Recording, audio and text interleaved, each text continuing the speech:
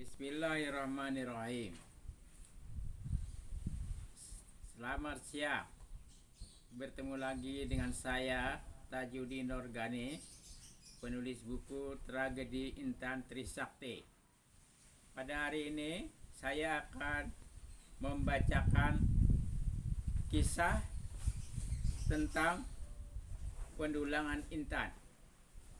Di dalam buku saya ini adalah kumpulan tulisan saya tentang pendulangan Intan yang dulu pernah dimuat di surat kabar.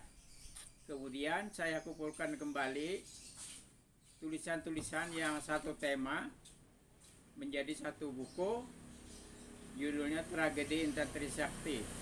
Judul Tragedi Intan Trisakti itu adalah tulisan utama di dalam buku ini. Pada kesempatan siang ini saya akan membicarakan tentang sejarah eksploitasi Intan di Kalimantan Selatan. Proses pembentukan Intan pada mulanya terjadi jauh di dasar perut bumi sana. Setelah terbentuk, pipa magma yang menjadi kantongnya akan terdorong ke permukaan bumi oleh kekuatan vulkanik yang sangat besar. Para ahli geologi membagi Intan menjadi dua jenis, yakni Intan primer dan Intan placer. Intan primer adalah Intan yang ditemukan manusia ketika masih berada di dalam kantong pipa magmanya. Para geolog menyebutnya pipa Kimberley.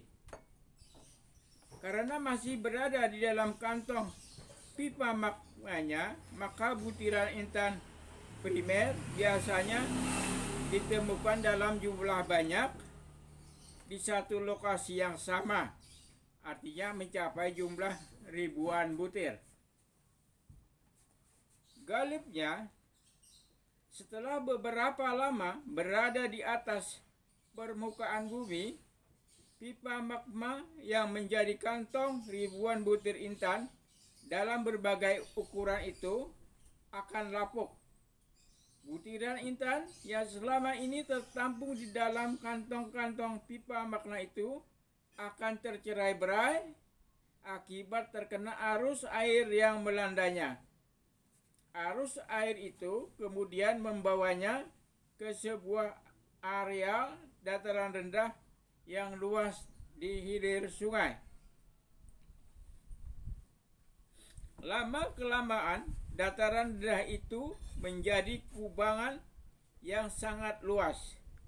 Disinilah Intan-intan yang sudah tercerai-berai akibat terlepas dari pipa magmanya itu mengendap dan bercampur baur dengan batu, pasir, tanah liat, lumpur, fosil flora, dan fosil fauna.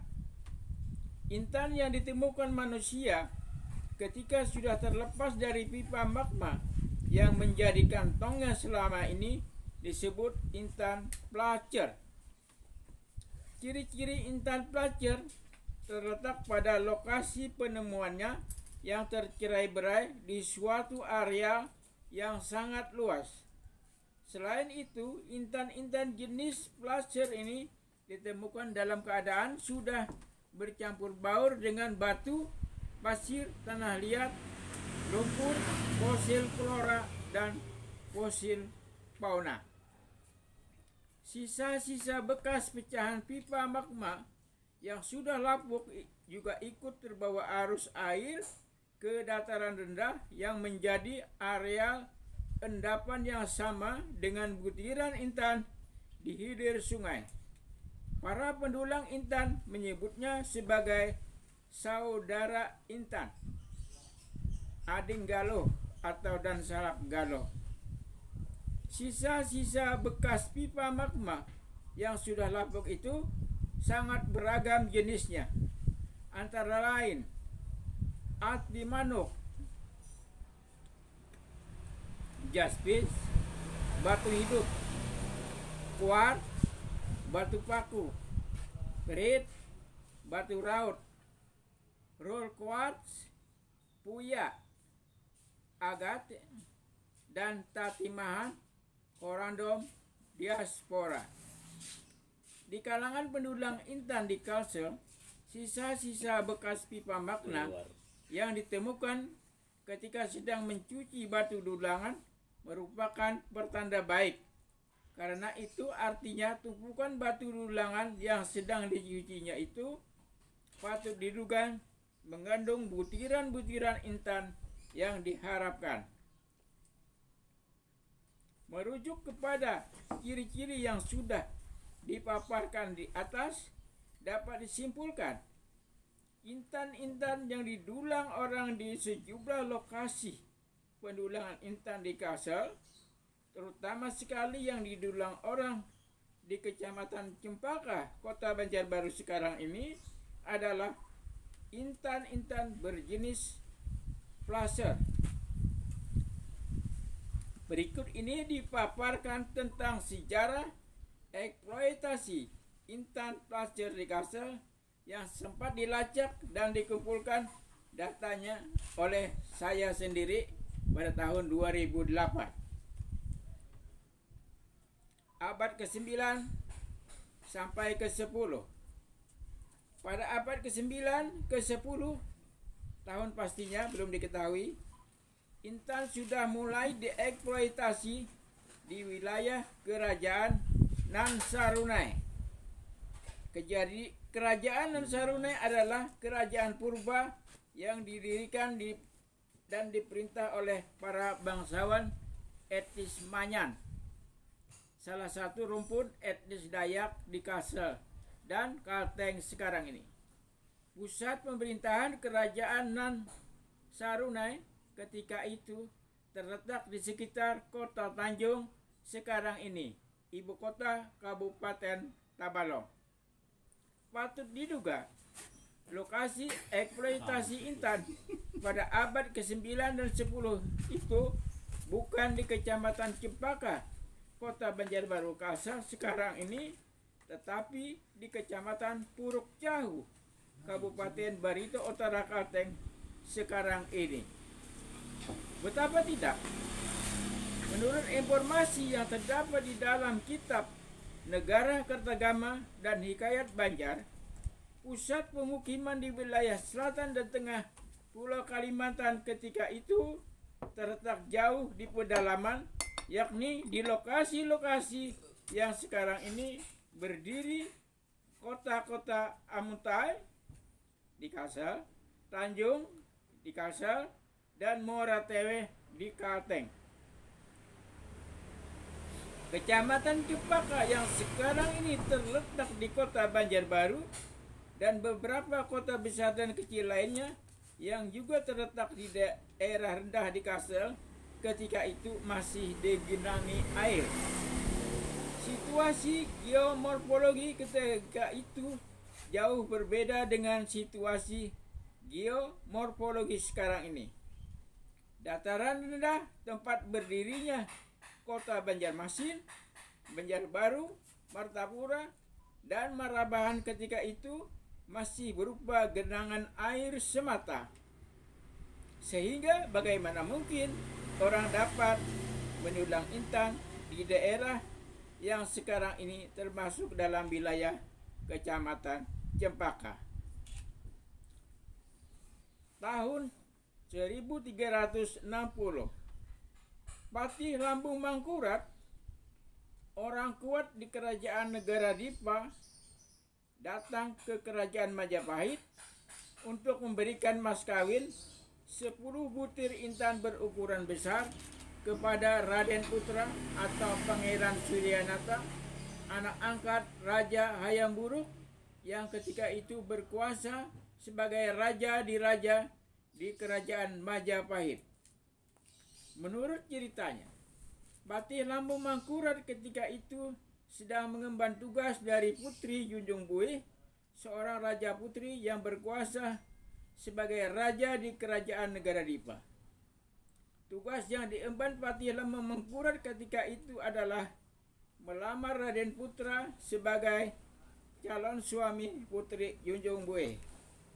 Kerajaan negara Dipa adalah kerajaan yang pusat pemerintahannya terletak di kota Amuntai sekarang ini, ibu kota Kabupaten Hulu Sungai Utara.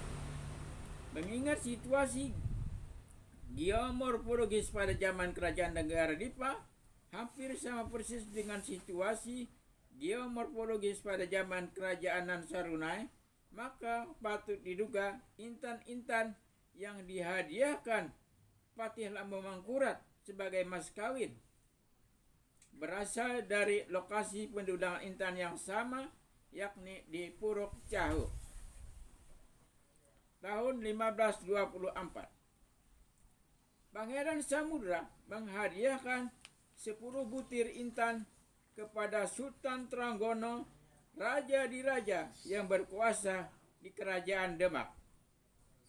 Hadiah diberikan oleh Pangeran Samudra sebagai upaya untuk membuka pembicaraan diplomatik perihal permintaan bantuan pasukan perang kepada Sultan Trenggono. Ketika itu, Pangeran Samudra tengah terlibat perang saudara melawan pamannya Pangeran Temenggung yang ketika itu berkuasa sebagai raja di raja di kerajaan negara Daha.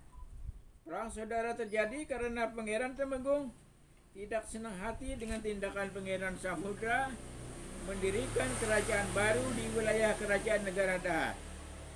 Pangeran Samudra terpaksa mendirikan kerajaan baru karena hak warisnya atas tahta kerajaan negara Daha diambil alih secara paksa oleh Pangeran Temenggung. Selain bersedia menerima hadiah intan yang diberikan oleh Pangeran Samudra, Sultan Trenggono juga bersedia memberikan bantuan pasukan perang yang diminta. Namun bantuan pasukan perang itu tidak diberikan secara cuma-cuma. Pangeran Samudra harus membayarnya dengan janji bersedia memeluk agama Islam jika kelak berhasil mengalahkan Pangeran Temenggung. Tahun 1526, Pangeran Samudra berhasil mengalahkan Pangeran Temenggung. Tidak berselang lama, Pangeran Samudra mengucapkan 2 kalimat syahadat di bawah bimbingan Khatib Dayan. Pada kesempatan yang sama, ia juga mengganti nama kerajaannya menjadi Kerajaan Banjar dan mengganti namanya menjadi Sultan Suryansah. Peristiwa ini terjadi pada tanggal 24 September 1526 yang di kemudian hari dijadikan hari jadi kota Banjarmasin. Kerajaan Banjar adalah kerajaan pertama yang menjadikan ajaran agama Islam sebagai ideologi negara di kawasan Pulau Kalimantan. Kerajaan lain masih merujuk kepada ideologi agama Hindu, Buddha atau Kaharingan. Intan yang dihadiahkan oleh Pangeran Samudra kepada Sultan Trenggono patut diduga berasal dari temuan para pendulang intan di lokasi pendulangan intan yang sekarang ini termasuk di dalam wilayah Kecamatan Cempaka, Kota Banjarbaru, bukan intan yang diperoleh di lokasi pendulangan intan di Puruk Cahu. Hal ini mengingat sebelum tahun 1526, Pangeran Samudra hanya berkuasa di wilayah pesisir saja, sementara wilayah-wilayah di pedalaman masih dikuasai oleh Pangeran Temenggung, termasuk wilayah Puruk Cahu. Tahun 1620, Sultan Musta'indubillah, raja di raja yang berkuasa di kerajaan Banjar, mengutus Adipati Tapasena dan Temenggung Raksanegara untuk menghadap Raja Mataram. Tugas yang diembankannya kepada kedua duta negara ini adalah membicarakan hubungan diplomatik yang harmonis antara dua negara berdaulat yang saling bertetangga itu.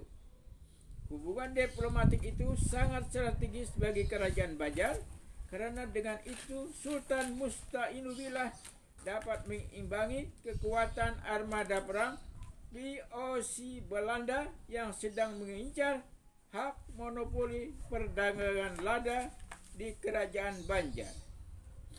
Mengingat pentingnya hubungan diplomatik itu, maka Sultan Mustainubillah tidak ragu-ragu memberikan cenderamata politik berupa sebutir intan sebesar telur burung merpati. Menurut catatan sejarah yang ada, intan dimaksud diberi nama Galuh Misam, artinya anak dara yang sedang tersenyum. 9 September 1809, Sultan Sulaiman, raja di kerajaan Banjar, menyerahkan sebutir intan sebesar 26 karat